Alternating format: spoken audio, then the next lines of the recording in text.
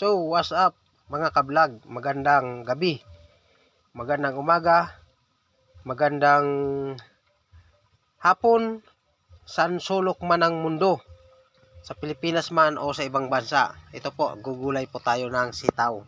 At syempre, ang sahog nito ay alimango na maliliit pa.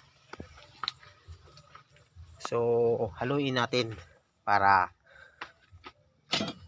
makita natin yung sahog na alimango. Yan o. Alimango po to. Yan lang, yung maliliit pa. Hindi pa siya gaano kalaki yan.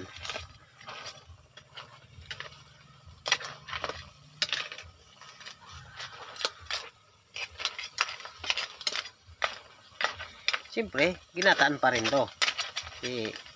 Mas masarap to sa lutong ginataan.